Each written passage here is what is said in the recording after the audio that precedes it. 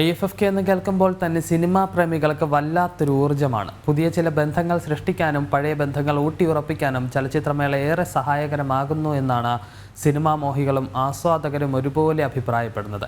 28ാമത് ചലച്ചിത്രമേളയിലെ സൗഹൃദ കൂടിക്കാഴ്ചകൾ ഏറെ പ്രിയമുള്ളതാണ്.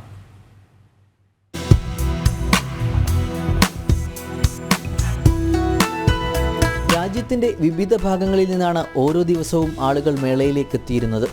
ചലച്ചിത്രമേളയിലെ അപ്രതീക്ഷിതമായ ഓരോ കണ്ടുമുട്ടലുകളും ഓർമ്മകളിലേക്കുള്ള ഒരുപിടി കൂട്ടിവയ്പ്പുകൾ കൂടിയാണ്.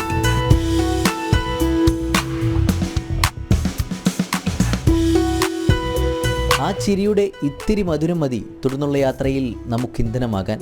ആ ചിരിയും ഒപ്പം ചേർക്കുന്ന ചിത്രവും പിന്നീടൊരു ഓർമ്മകളാണ്.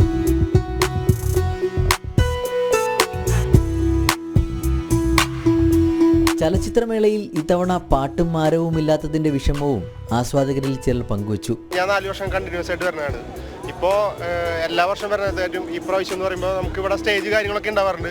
പിന്നെ ക്രൗഡ് എന്ന് പറയുമ്പോൾ എനിക്ക് കഴിഞ്ഞ തവണത്തേറ്റും കുറവാണ് കാണാൻ സാധിക്കണം. കുറവെന്ന് പറഞ്ഞാൽ ക്രൗഡ് സ്വാഭാവികം ഒരുപോലെ തന്നെ ഉണ്ട്. പക്ഷേ പഴയ ആൾക്കാർ കണ്ടിന്യൂസ് ആയിട്ട് നമ്മൾ കൊട്ടിയാടി പാടുന്ന ഒരു ഗ്യാങ് ഉണ്ട്. അവരെ നഷ്ടപ്പെട്ടു.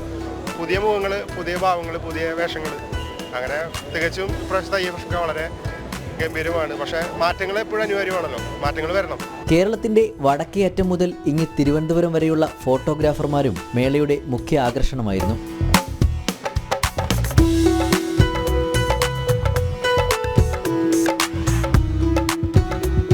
ഭൂതകാലത്തിന്റെ ക്യാൻവാസിൽ ഏറ്റവും നിറം പിടിപ്പിച്ച ഓർമ്മകൾ കൂട്ടിച്ചേർക്കാനായി പ്രതീക്ഷകളോടെ നാം എല്ലാം കാത്തിരിക്കുകയാണ് അടുത്ത ചലച്ചിത്രമേളയ്ക്കായി.